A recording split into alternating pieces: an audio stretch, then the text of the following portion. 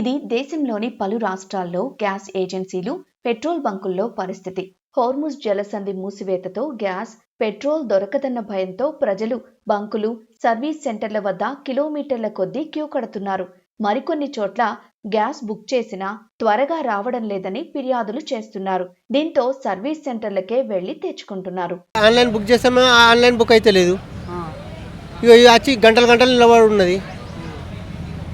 లోపల పోతేనేమో online book చేయాలా, అది బుక్ చేయాలా, ఇది బుక్ చేయాలా, లేకపోతే ఆన్లైన్ కొట్టుర్రు, పైసలు కొట్టుర్రు అని చెప్పి అంటారు. ఇప్పుడు మా దగ్గర ఆన్లైన్ ఉంటే ఉండేవి, నగదు ఉన్నాయి అనుకో, ఆన్లైన్ చేయరు అంటారు. బంద్ ఆన్లైన్ చూపిస్తలేదు. 60 రూపాయలు పెరిగింది. మరి నిజంగా గ్యాస్, పెట్రోల్ షార్టేజ్ ఉందా? దేశంలో ఇంతలా భయపడే పరిస్థితులు ఎందుకు? దీనిపై పెట్రోలియం, నేచురల్ గ్యాస్ మంత్రిత్వ శాఖ స్పష్టతనిచ్చింది. సాధారణ బుకింగ్ డెలివరీల్లో జాప్యం లేదని, భయపడి ఎవరూ త్వరగా బుక్ చేసుకోవాల్సిన అవసరం లేదని తెలిపింది. Feedback suggests that some panic booking and hoarding behavior has been triggered by misinformation. इसके बारे में मैं ये कहना चाहूंगी कि हमारा जो नॉर्मल डिलीवरी साइकिल है for domestic LPG, it remains around 2.5 days. तो अगर आप सिलेंडर बुक कर रहे हैं तो 2.5 दिन के अंदर आपको सिलेंडर की आपूर्ति होगी.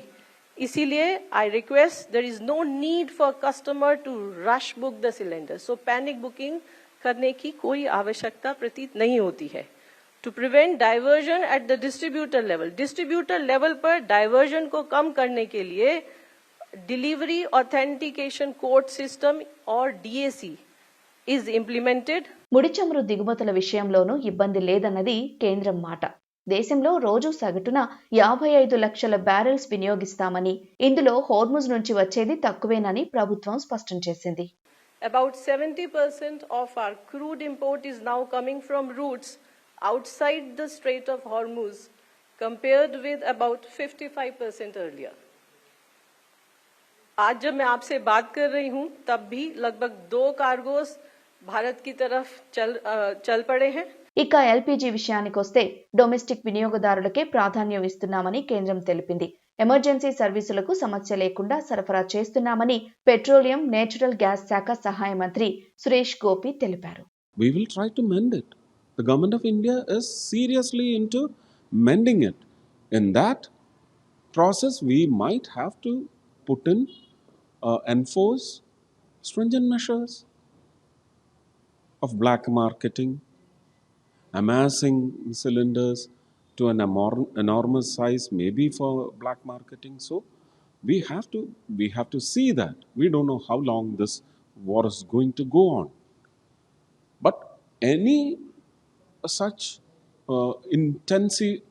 intensified situation in the world, then we have to counter all those issues that might disrupt the life of the people.